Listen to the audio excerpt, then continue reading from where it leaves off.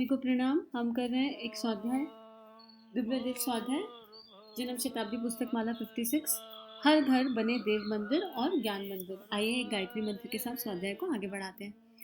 ओम भूर्भुवः स्वाहा तत्सवितुर्वरेण्यं भर्गो देवस्य धीमहि धियो यो नः प्रचोदयात्।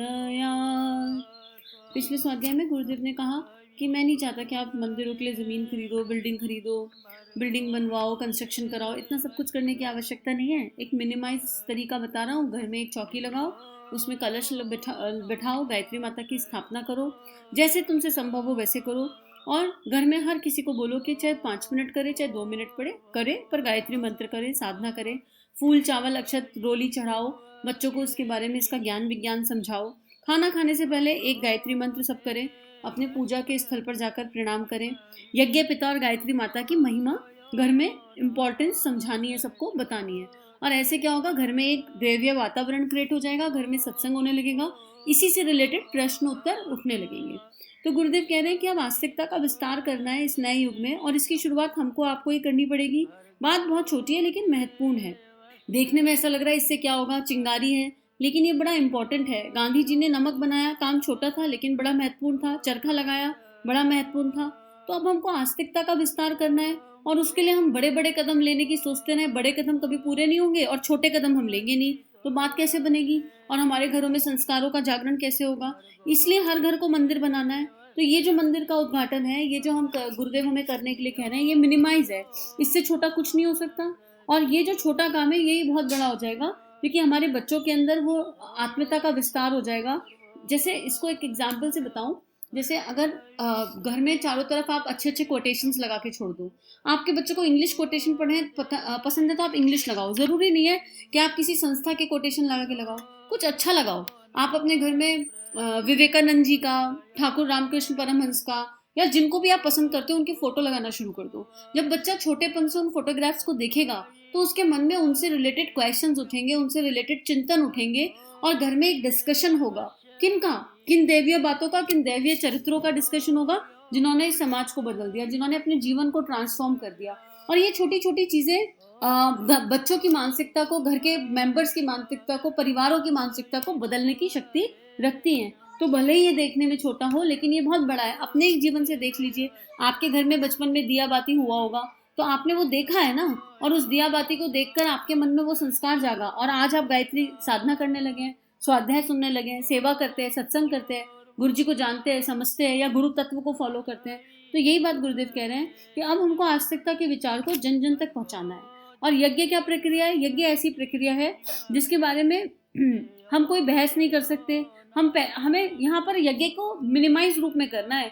ऐसा नहीं कि बहुत बड़ा करना है, बहुत पैसे खर्च करने हैं। हमारे पास कुछ भी नहीं है तो भी हम एक छोटा सा यज्ञ कर सकते हैं। और गुरुदेव ने यज्ञ वाली किताब में बहुत सुंदर तरीके से इसे बताया है कि कुछ नहीं है ना तुम्हारे पास, तो जल यज्ञ कर लो। एक कटोरी से जल लो, दूसरी कटोरी में चम्मच चम्मच करके चढ़ाते जाओ। भावना ये करो कि हमारे सारे विकार हम यज्ञ देवता को समर्पित करते हैं, और उस जल में एनर्जी होती है। उस जल को जो है बाद में तुलसी में डाल दो या किसी प्लांट में डाल दो।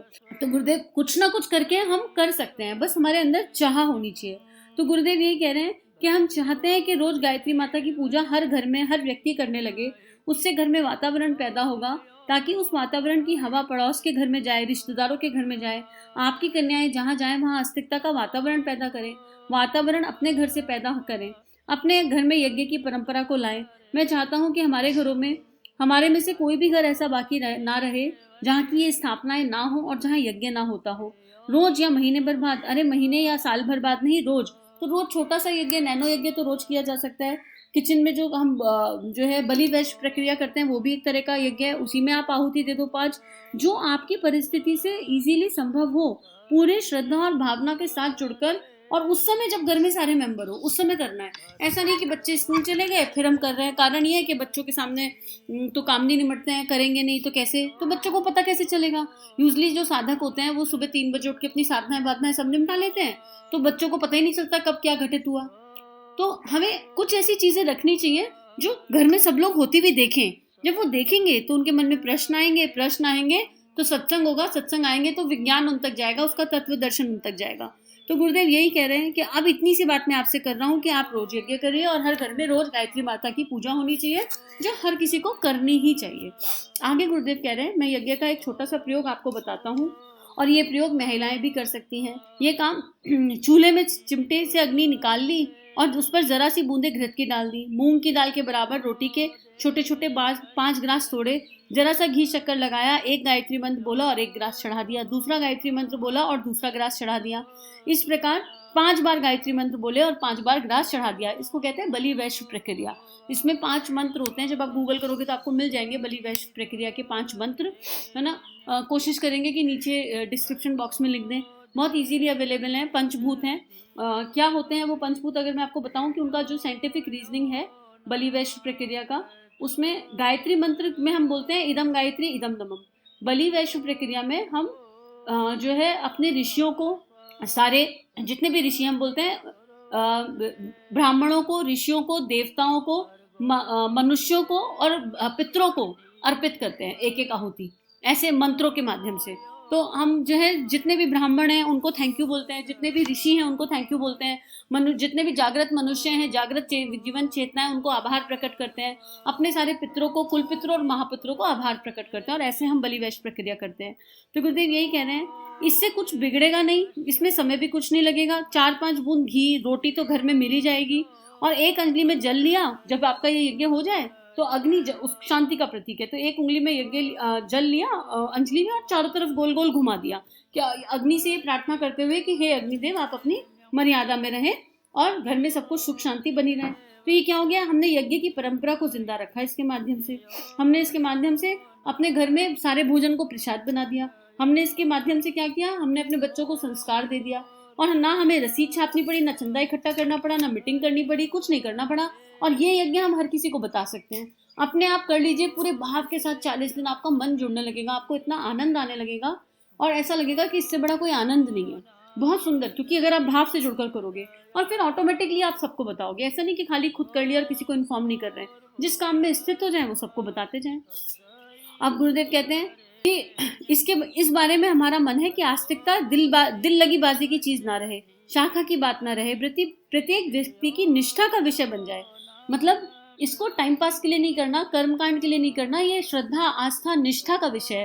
तो घर में कभी बच्चे से करा दिया, बच्चों को बिल्कुल विज्ञान समझा के। तो गुरुदेव यही कह रहे हैं, जिसका हम उद्घाटन कराना चाहते हैं यह वह मंदिर है। हम नहीं चाहते कि मंदिर धनियों पैसे वालों के हाथ में जाए, जमींदारों के हाथ में जाए। हम चाहते हैं कि मंदिर की परंपरा, मंदिर की श्रृंखला प्रत्येक घर में पैदा हो जाए। उसकी परंपरा का मैंने स्वरूप बताया, गायत्री माता, यज्ञ पिता को हम यज्ञ पिता। कैसे हम इसकी शुरुआत कैसे कर सकते हैं? महिलाएं इस मामले में बहुत योगदान दे सकती हैं। गायत्री माता भी मातृशक्ति हैं।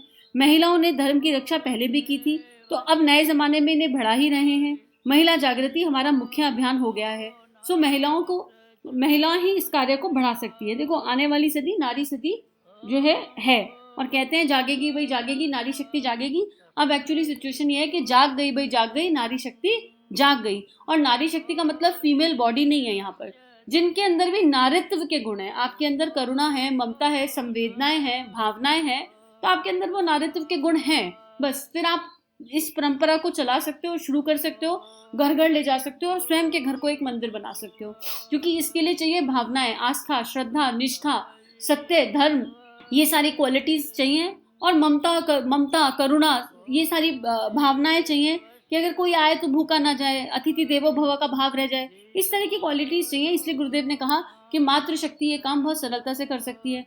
फिर चाहे आप वर्किंग वुमेन भी हो तब भी आप कर सकते हो। आप अगर आपके अंदर नारित्व के गुण हैं तो आपको अच्छा लगेगा। फिर आप चाहे मेल हो या फीमेल हो, आप ऑफिस जाने से पहले 5 मिनट कर लो, आप ऑफिस से आने के बाद कर लो। ऐसा नहीं है कि हम 10 मिनट इस काम के लिए निकाल नहीं सकते। बस मन में इच्छा होनी चाहिए, भावना होनी चाहिए कि हमें श्रेष्ठ संस्कारों से जुड़ना है। और ड्राइविंग का जो टाइम है उसे स्वाध्याय में लगाइए। अगर आप गाड़ी चलाते हैं तो आप अपनी गाड़ी में रोज सोचिए कितनी देर का रास्ता है, उतनी देर हम कुछ सुनते हुए जाएंगे, कुछ अच्छा सत्संग सुनते हुए जाएंगे, कोई अच्छा भजन सुनते हुए जाएंगे। गाड़ी में बच्चों को स्कूल छोड़ने जाते हैं, इस बहाने बच्चे भी सुन लेंगे। ये कुछ ऐसी चीजें हैं जो देखने में छोटी लगती है पर बहुत बड़ी चिंगारी का काम करती है। तो गुरुदेव उसी चिंगारी की बात कर रहे हैं और चाहते हैं कि हमारे अंतःकरण में ये चिंगारी अब जाग जाए। तो गुरुदेव यही कह रहे हैं यहाँ पर कि गायत्री माता और यज्ञ की पूजा करने का काम महिलाओं को दे दिया हमने, यहाँ हमारी गायत्री माता की स्थापना हो गई, यहाँ की पूजा कन्याएं करती हैं। हमारा ऊपर वाला मंदिर जहाँ अखंड दीप है उसकी पूजाएं भी कन्याएं करती हैं। शांति कुंज में भी यही हो रहा है। और वहाँ वाला जो मंदिर है उसकी पूजा भी कन्याएं करेंगी। कन्या और ब्राह्मण की तुलना में समान रूप से करता हूँ। आज के समय में, आज के ज़माने में यदि सच्ची पूछें तो ब्राह्मण से ज़्यादा कन्याओं को मैं महत्व देता हूँ। आज के ज़माने में महिलाएं क्या नहीं कर सकती। महिलाएं यज्ञ की परंपरा, गायत्री माता का मंत्र जब जारी रख सकती हैं। सभी उनको समय नहीं मिलता तो भी यदि वे चाहें तो बच्चों को दूध पिलाते समय जब कर सकती है। अब देखो गुरुदेव यहाँ पर हर चीज़ का एक्सप्लेनेशन दे रहे हैं। आपके पास घर का काम बहुत ज़्यादा है, आप खाना बनाते बनाते चैंटिंग कर लो। खाना तो आप बनाओगे ही ना सबके लिए। आप हर समय अपना मन अपने इष्ट पर टिकाए रखो, अपने परमात्मा पर टिकाए रखो, तो आपके माध्यम से जो एनर्जी निकलेगी वो पूरे घर को ट्रांसफॉर्म करने के लिए बहुत होगी। क्योंकि आपके माध्यम से वो श्रेष्ठ संस्कार आपके बच्चे में, आपके परिवार में, आपके पति में, आपके सारे मेंबर्स में, फैमिली मेंबर्स में चले जाएंगे। अगर आप अपने बच्चे के किसी स्वभाव से परेशान हो तो जिस बेड पे आपका बच्चा सोता है 15 मिनट उस बेड पे जब बच्चा ना हो उस पर बैठकर गायत्री मंत्र चैंट करो। इस भाव से करो कि बच्चा गायत्री माता का दिव्य प्रकाश, उनका दिव्य सानिध्य पा रहा है और माँ गायत्री के और सविता देवता के सारे गुण बच्चे में प्रकाशित हो रहे हैं, जागृत हो रहे हैं और बच्चे को आवश्यकता अनुसार ऊर्जा मिल रही है। इस भाव से आप 15 मिनट गायत्री मंत्र चैंट कर लो। आप अपने बच्चे में 15 दिन में परिवर्तन देखना शुरू कर दोगे। वो परिवर्तन जो उसके लिए आवश्यक है, वो परिवर्तन नहीं जो आप देखना चाहते हो ममता भाव में, आसक्ति के भाव में।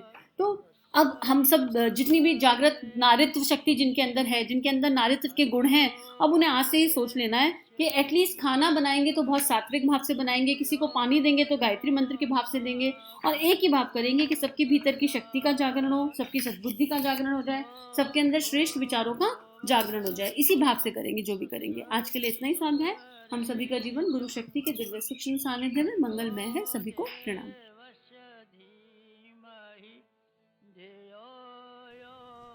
हमारे YouTube चैनल को सब्सक्राइब कीजिए और बेल आइकन पर क्लिक कीजिए ताकि आने वाली सभी वीडियो की नोटिफिकेशन आपको मिलती रहे। आप सभी को बहुत बहुत थैंक यू।